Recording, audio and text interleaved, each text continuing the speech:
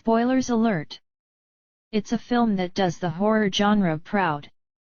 It's original, and in spite of being a horror film, there is not even one creaky door in the length and breadth of the film. Yes, portions of the film are clumsy and embarrassing, especially the way the youngsters at the prologue are shown to talk. Why must all the 19-year-olds talk with dudes and brothers thrown in like noodles in a chicken dish? Serves no purpose. Fortunately, 3AM doesn't rely on too many external props to wean us in its favor. It stays true to the horror genre without buckling under the pressure of perpetuating terror. The frights flow naturally. I was specially fascinated by one sequence in the beginning where Ranvijay, playing a television software maker, wakes up in the middle of the night to see his girlfriend, Anandita, sobbing next to him. A few minutes later he gets a call saying she's dead. Scary. Yes, quite a bit. In the film, the director keeps the goings-on largely edgy and creepy, though the one-setting milieu does get tedious at times. There is always something happening on screen to keep us from falling out. The film creates an aura of foreboding without resorting to the clichés of the horror genre.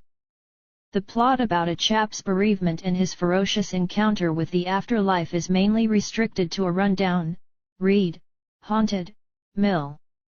That's where the narrative lives and breathes to its last. The camera circles the desolation eerily.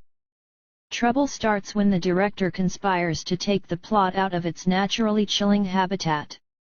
There is a specially intrusive gone episode pumped into plot at a time when the ghouls get going in a big way. The problem with the horror genre in Hindi is that it doesn't know where to get off. This one doesn't overstay its welcome. The twist in the tale where Ranvijay turns out to be what he doesn't want us to know, is not novel. The treatment to a large extent, is. The camera movements, Vijay Misra, in the fright-inducing scenes are fluid but controlled. Raju Singh's background score is tempered by a sense of self-directed surprise, as though the music was as taken by surprise by the goings-on as the audience is expected to be. The special effects are toned down and done effectively. Most of the time 3AM cruises along exploring the bond between this life and the afterlife without getting tangled in spiritual polemics. Miraculously, the horror film avoids the excesses of the genre. It's done in tempered down tones and the storytelling tapers down to a well-thought-out finale.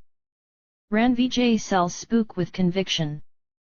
He expresses the helplessness of bereavement like a man who has seen mortality from close quarters. I have to mention a shot where Salil, now royally possessed, runs across the frame on all fours like a wild boar. The body language is terrifying.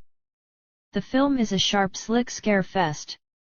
It delivers the fear quotient without resorting to cheap gimmicks or excessive gore.